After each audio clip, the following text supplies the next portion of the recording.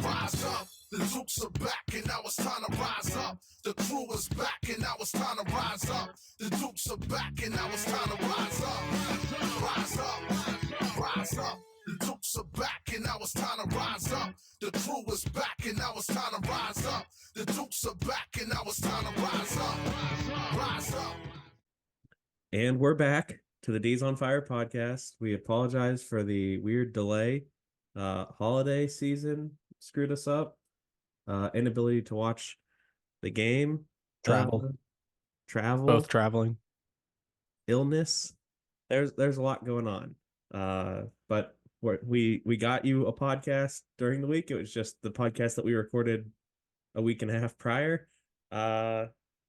We are technical back difficulties. Back to recording on Zoom. The whole nine. Zencaster, because now they're trying to charge us a lot of money to use it, and I love doing this, but I'm not going broke to do it. No, not more than what I pay in Netflix per month. So yeah. So we're back. The biggest thing, I'd argue, since we last talked, the women's team won the city game, defended their home court against a much tougher Pitt team than I was expecting. They might have actually gotten the benefit of the doubt when it came to the refs at the end of the game, but they had two technicals in the first few minutes of the game given out to the Duquesne Dukes. So it's you had to open up with fire in that game, so it was two earned. It was good techs. Yeah, there are such things as good and bad techs. Yeah, definitely one was a good tech, although there's controversy because the ref claimed that the coach said something. The coach then said exactly what he claims to have said to a reporter, and there's nothing there that should have gotten a tech. And that kind of leads us to the men's game against Nebraska, which you couldn't see, but let me tell you, it was a total ref show. I believe you 100%. There's no bias. If you just look at the box score in and of itself, with I think 3 or 4 minutes to go, it was 20 fouls to Duquesne, 8 to Nebraska. Trey Clark fouled out by saying "come on" and given a technical to foul him out of the game. Literally just saying the words "come on." Ref show. Okay. All right. So yeah, you're talking me into it. That was didn't take much. But the team actually looked good before the refs. I was following the game cast the best I could, and I know it was only a 2-point game at halftime, so I know they were playing them tough.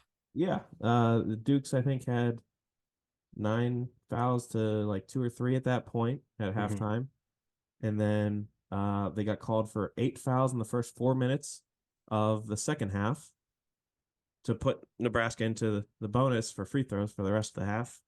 Yeah, it's tough. So then the Dukes lost their mojo on offense with all the bench players that had to play. But they showed up against a big Power 5 school and looked the part. I'm confident that this team could beat anybody in a fairly refed game, which we'll likely have in the future. Sure, yeah, super likely for college referees. Yeah. Well, it'll be a neutral court game if we play a Power 5 team later on this year. So it won't be the home, what was it, Big Ten officiating. Home cooking. Yeah. So the Dukes just recently beat UIC Irvine. They looked very good defensively, and they solidified their rotation. The first half was not the best to watch. I have in my notes it was 0-0 with four we were minutes. at this 16-minute mark. Yep. The first basket was made basically exactly 4 minutes into the game. Yeah. And then there was like 3 or 4 possessions in a row where the teams decided to score. So that was great. Barre did not look the best. Dan Brott was talking about it post game, he said that he's playing Bari and Savrasov to start the games, and obviously Drame and Dixon have been closing the games. And he said it doesn't really matter who starts. Everybody needs to get the minutes because he's trying to build a team of players who will be better as the year goes on and that he can rely on when they need the wins the most at the end of the season in the A10 tournament. So that's why he's giving all those minutes still to guys who aren't necessarily playing the best basketball. Alec, go ahead and give your thoughts on the situation. Yeah, I think there's been this was kind of the line for me too. This game of like, I think we know that Dixon is definitely like the starting caliber center, I guess. Dambrot's right, and like, and we all know that we've seen Dixon closing games, so I knew in the back of my mind like Dambrot knows that he prefers Dixon in the long run. But yeah, I think Bari is still super raw. It seems like he'll have some flashes, but there's not enough consistency to give him like no more than 10 minutes a game, I don't think. Yeah. And really, this game in particular was the solidifier of David Dixon's emergence. 5 blocks to continue his spring up to the block leaders in the conference, and honestly, being one of the best blockers in the country, I think, statistically after last game. Probably, yeah. I don't think you saw the end of this game, but he literally iced the game with 2 free throws because once again, Kareem couldn't inbound it to Trey or Day Day, and he made both of them. So David Dixon, the true closer, ice in his veins, can in fact make those free throws as well, close it out.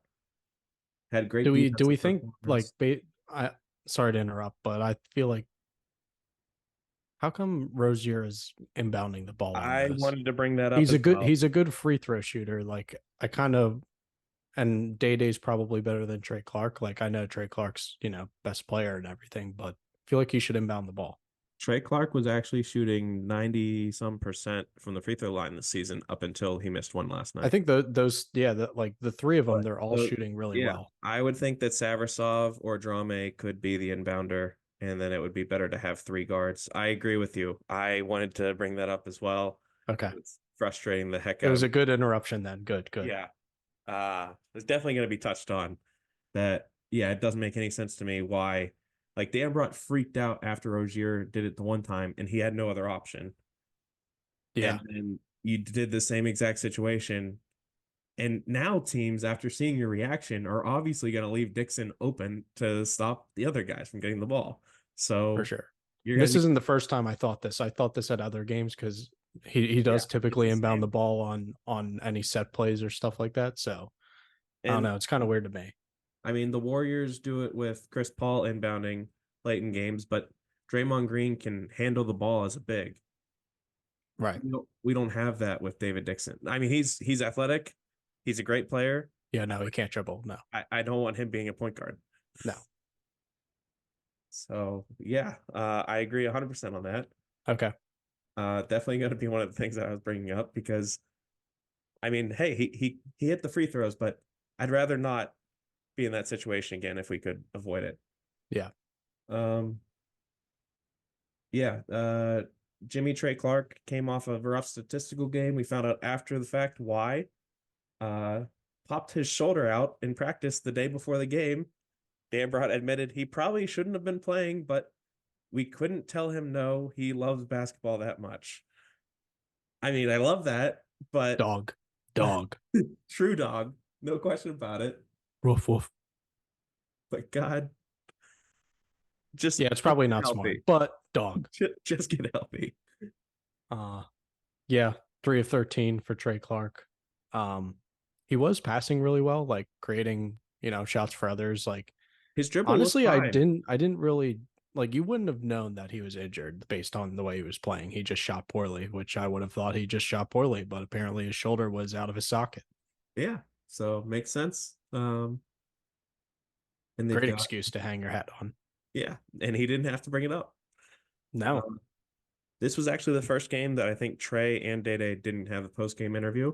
It was Dixon and Savrasov, both talking about the importance of the trust in the coaching staff to getting them ready and continuing to trust them even when they're making mistakes out there. And that's why they have the confidence they have to play the way they do. Savrasov was huge in this one. I think ended 3 of 4 from 3. Was 6 of 10 from the field, 15 points. Was that 3-point shooter this game that we needed because Day and Trey were both Day was really contained. It seemed pretty clear that he was the focal point of the defense. Mm-hmm. Which makes sense. He should be expecting that here on out, but with our team's depth, we should be able to really attack teams that do focus on one player moving forward. So hopefully that'll continue. Yeah, obviously Savrasov's best game of the season. I wrote in my notes and I said this on previous episode, but his pick and pop game is really, he's a good screen setter. Like, it's not just him just standing at the three-point line. Like, he has a big body, sets really good screens, and the pick and pop game to get him those open 3-pointers is really a nice tool that this offense is using. Offensively, I think he's a slightly better version of RJ Gunn. Yeah, and in that previous episode I mentioned, like, RJ Gunn, obviously great 3-point shooter, but he was more of like a catch and shoot guy and wasn't really a pick and pop guy. Like, he needed the ball to end in his hands off of a rotation and have an open shot. He couldn't create his own shot. Savrasov can create his own shot a little bit, not necessarily for 3, but gets into the paint. Yeah, he can drive, get in the paint a lot.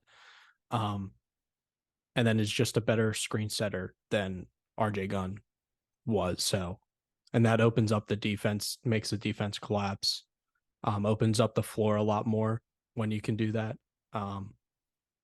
Yeah, by far his best game. So good. I was really happy for him because I've kind of felt this coming, just didn't all click in every game. Like, it was glimpses, but it all clicked in this one. Yeah, I think we saw a half or two where it all was clicking, and this one was an entire game. I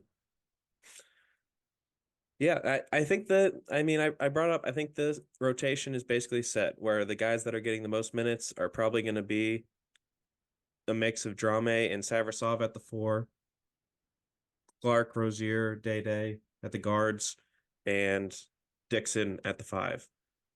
It'll be interesting when we get the team fully healthy and what's his name? The big that's been out and who's coming back. Dusan Mahorek.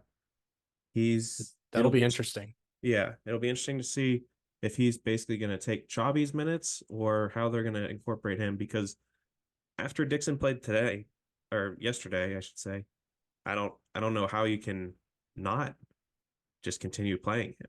I don't think you can decrease Dixon's minutes. Like, even if he doesn't start when Mahorek comes back, I don't think his minutes should go down. Like, in his best game, 5 blocks, 12 points, 5 of 9 from the field in 24 minutes. He should be playing at least 24 to 25 minutes a game. Like, no questions asked. So, yeah, in my opinion, I'm kind of okay with Barre sitting on the bench. As long as if Mahorek isn't, if he's just as good or bad as Barre, then it's a coin toss. I don't really care, but I'd like to see what we have in Mahorek when he comes back. Yeah, I think it's going to be interesting for the coaches to really work those guys in practice to see who is going to end up being more deserving in the minutes that way. Because then at some point, like, that, I kind of thought this last year, like, not everyone can play. We can't be having like an 11-man rotation during the regular season. I think that kind of hurts players in a way. Like, you're trying to give everyone minutes, but at the same time, you're not giving the guys who maybe deserve more consistent minutes and get more in a rhythm. You're not developing a rhythm by doing that, by having too many players in the rotation. Yeah, I think we've been doing it the right way though, where it's kind of So been far, so far, yes. But when Mahora comes back, and if we're playing those three big men at the same time, I don't know if that's the best recipe. agreed. And I think they're realizing that by the time conference play comes around, they have to shorten the Yeah. guys that go out there. Yep. Kalen Nichols has looked good as a reserve guard this year, so I'm okay with him coming in if somebody gets in foul trouble. I thought he looked pretty good. I know he only had 3 minutes yesterday, but I thought he kind of operated the offense really well. Doesn't show in the box score, but just from the minutes he did play, he looked. I've liked him when he comes out there. Yeah, I if I And mean that's different because Trey Clark has been getting in a lot of foul trouble, which I have numbers on that later. But if he gets in foul trouble, I mean, we can't just play Day like 38 minutes every game, or Rozier over 35 minutes every game. So I yeah, don't mind him getting those minutes. yeah, and I mean he's not adding much height, but it's not as much of a drop off, I'll say, when he's out there as opposed to Rozier having to play a 2 or a 3 in that instance. Right. Um, yeah, I think the guard depth is a little better than I was. I mean, that was the big worry going into this season is what happens if we run into that situation, and they haven't looked terrible when Trey or Day has had to take a rest. Um, yeah, I Yeah. mean, And Hassan Drama is kind of that been good at 3. 2-3. Yeah. Yeah, Same with Fusini. I mean, he's more of a 3-4, I would say. But they both can handle the ball at the forward position. So it's not like, yeah, we don't have a traditional guard behind those top three, but we have enough guys who can handle the ball, like create off the dribble. That kind of substitute as a guard. yeah. And Nekis, he, I mean, he can handle the ball decently too, and I mean, he's Of better course, as a size 4 for or sure. a Yeah. 5, but yeah, Yeah. he could also be a 3 if needed. So we do have a lot more depth on the wing than I originally thought we were going to have. Mm-hmm. Yeah. So really, as the out of conference schedule is starting to wind down here, looking at us ending up our 5-2 currently with our Uh, yes, 5-2. with our losses to Princeton in a back and forth game and the ref show against a Power 5 school. I feel Yeah. pretty good about what the team's shown so far. I'm pretty high on our expectations right now. Yeah, I was checking Ken Palm earlier. As of right now, after the Irvine game, we are 79th in Ken Palm ratings, which is higher, I think, than pregame. I think we were in the 80s or maybe 90s. Definitely double digits still. But yeah, I mean, Ken Palm we're climbing the Ken Palm rating, so that's can't be a bad sign, I don't think. Yeah, and the team we just beat put a smackdown on USC earlier. So just throwing it Right. out there. Bronny might have chosen the wrong school. Should have followed his dad's footsteps and gone under Dan Brought's tutelage. Yep. Missing out. Yeah. I have watched clips of that movie, by the way, based around LeBron's high school with Dan Brought as Oh the coach. God. Oh God. And it is so corny, but I do love it. And Yeah. you can watch it. You have kids, so like it's kind of that perfect corny, I'm sure good feeling family movie. Make it would make me want to throw up probably, but Yeah, it's still cool, I guess. it's a slightly more Disney version of Coach Carter. Even though I'm pretty Yeah. sure Coach Carter was a Disney movie, this is more of a stereotypical Disney They Disneyfied, vibes. yeah. Yeah. Yeah. That's fair enough. That kind of based on the advertise. Remember they were advertising the crap out of that before it was coming out. And yeah, that checks out based on your review. That checks out. Yeah. And one of the good things that I've noticed, Dan Brott doesn't seem to be as uh optimistic about this. The A10 is right now the 8th best conference, according to Ken Palm and all the other rankings out there. So if we're the eighth best conference, this should be at least a 2-bid league. Yeah, I work with someone who went to St. Joe's, talking about St. Joe's basketball. They have a good squad this year. They beat Villanova yesterday as we're recording this. Well, And they played Kentucky tight. I think that game went to overtime. Yeah. So I was gonna say, to be fair, Villanova seems to lose to every Philly school that they play.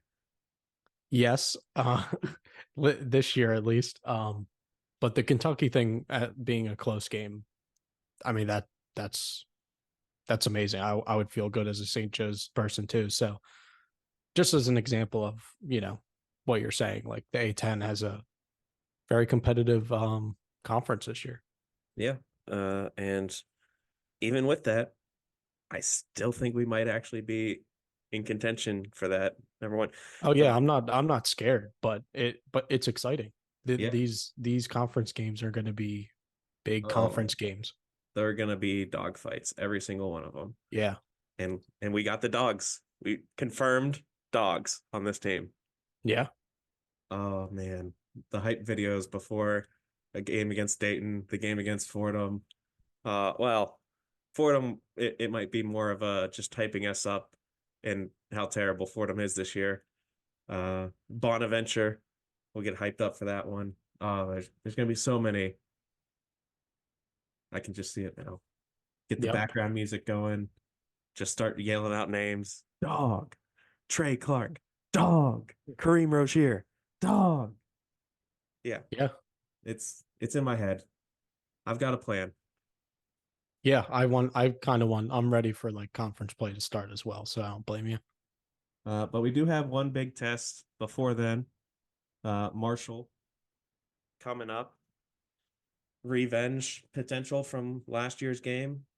I know you want to do a statistical deep dive about how our teams look so far, so I'll let you do that first. But just wanted to say that that's the game I've currently got circled as the next big game. No, you're right. That'll be a big game, and we can get back to that. But based the few, so I alluded to before, like need a bigger sample size on kind of looking at statistics, and I felt like at the time I looked at this, it was 6 games. I don't have UC Irvine included in all these numbers. I did a quick check before we started on a few, but basically the biggest thing that I saw was so we all know by now, if you're watching or listening to these broadcasts, Day is leading our team in points. He's scoring 20 points a game. Sounds really good. But then I looked at the numbers. He's not shooting that great from 3. It's only shooting 32% from 3. In 34 minutes a game, which I think is kind of high, 34 minutes. 20 points a game, shooting 51% from 2, which is good sign. That's a good number.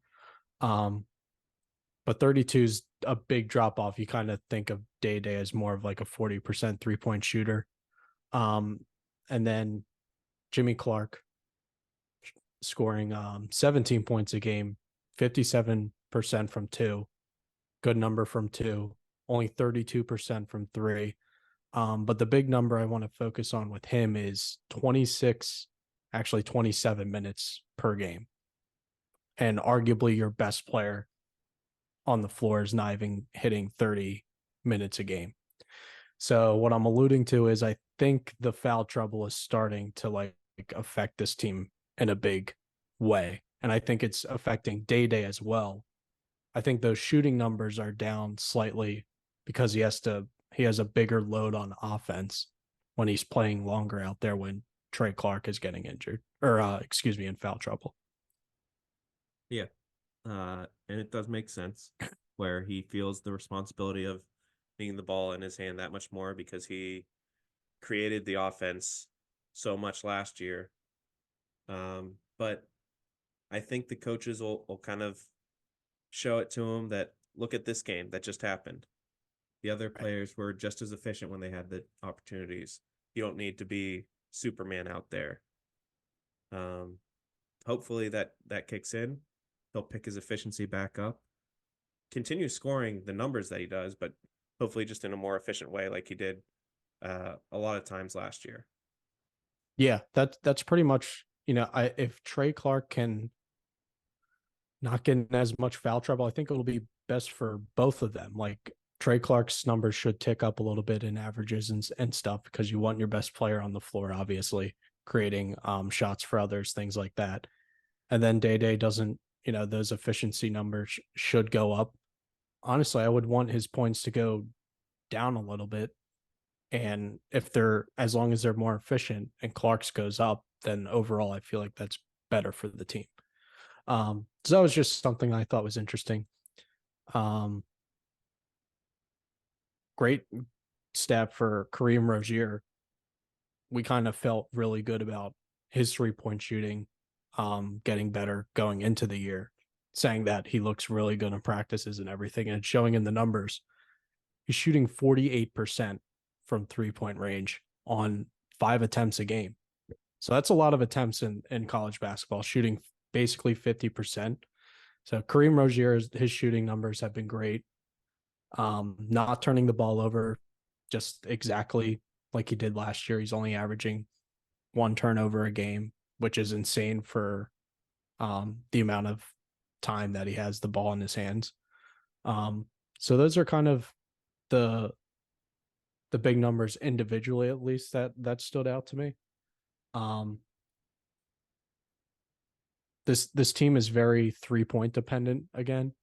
Our points distribution, we're getting 37% of our points from 3-point range. That ranks 35th in the nation. So pretty high number. I don't know if you necessarily want to be that high, like ranked 34th, 35th in the nation. I don't know if that's like a good or a bad thing. It's crazy because I feel like the team doesn't have to be as 3-point dependent this year. So maybe it's just kind of been a natural thing where it's just what they want to look for. But I am very optimistic that our offensive numbers is going to look a lot different by the time out of conference play ends. Looking at the schedule, we've got Marshall next week. Then we've got St. Peter's, Bradley, Santa Clara, and Cleary. I think those are games where we're going to let the big guys eat, the bench guys show off some things. And that's one thing I did like about Rozier's play in particular. In the biggest games we've had this year, College of Charleston, Nebraska, Princeton, he's shown up.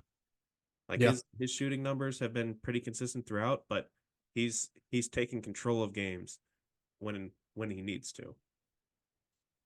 No, I completely agree. I just thought, and it doesn't necessarily feel that way when we're watching these games. Like I kind of felt like if you had asked me, does this team feel as 3-point dependent as last year, I would have said no.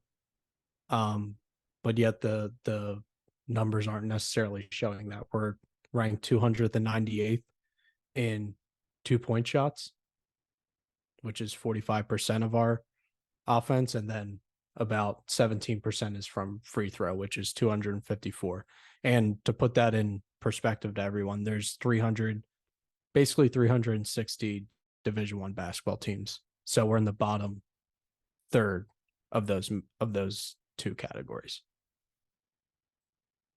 I mean, some of the things that we said the team needed to improve on last year was building depth,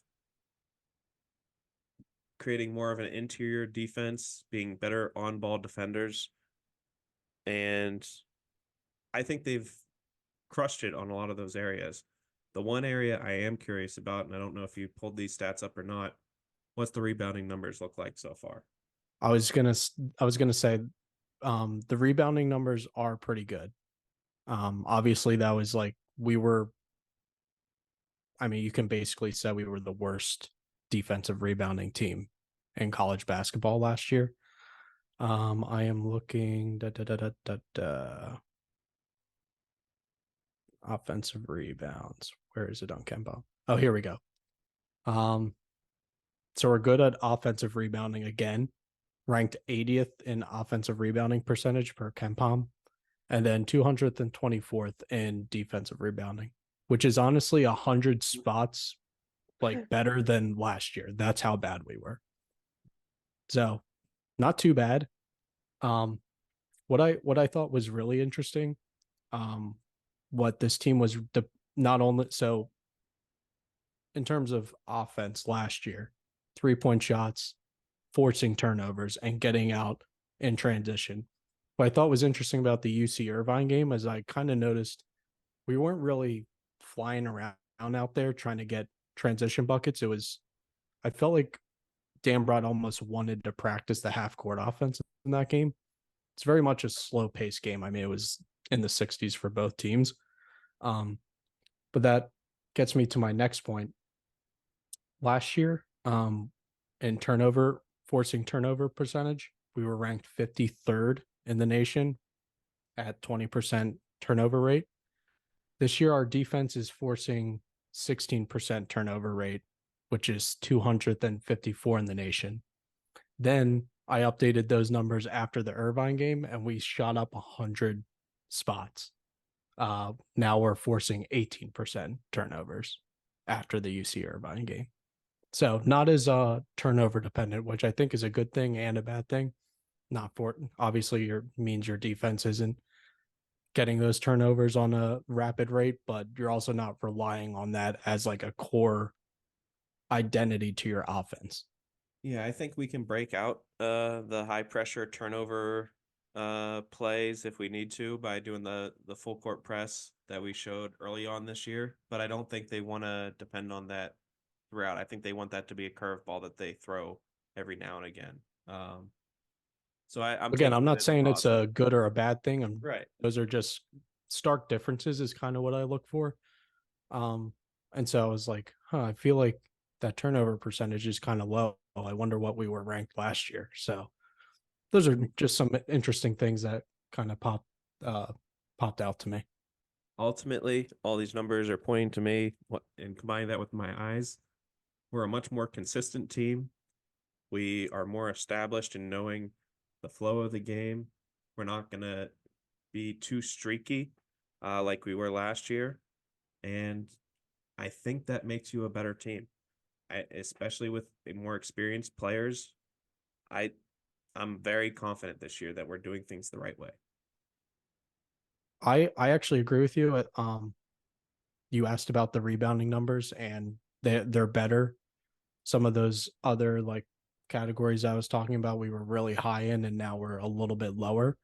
But I think it means we're just the word I would use is we're more well-rounded as a basketball team. I don't think we're necessarily, other than the 3-pointers. I hope those go down. We just kind of get more points in the paint. But other than that, I feel like this team is a very well-rounded basketball team overall compared to last year. And 2 other snippets I wanted to mention from the latest press conference. Dambrot says that we're 60% of what he expects the team to be. That's where he thinks we are. Okay. And if we're 60% in playing the way we are, I can't wait to see us at 80, 90. Yeah. Oh.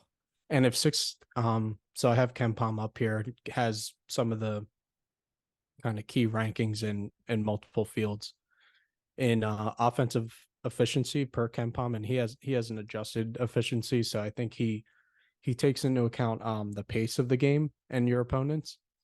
So it's kind of what he thinks is a more accurate representation of just regular offensive efficiency. 56th in the country offense for the Dukes. Sorry about that. Let's see what the update is.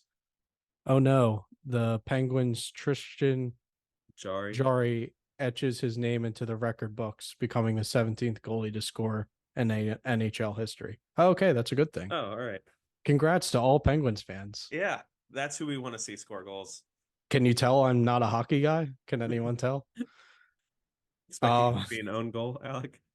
I'll tell everyone a quick funny story. Frost was there when this happened. I got married a few months ago. That same exact thing happened in the middle of my marriage ceremony where I had the ESPN notification go off. I think it was right after vows or before vows. It was an important moment, nonetheless. It just went off completely, and my wife looked at me and was like, she kind of laughed, honestly. So Yeah, it was funny. It was an okay moment. Yeah. But she was like, I recognize that sound. You've got to be kidding me. Yeah. So not the first time. I'm not necessarily shocked that that just happened. Oh, and then this is the other stat that I was going to say per Ken Palm. And I think we were talking about this pre-recording.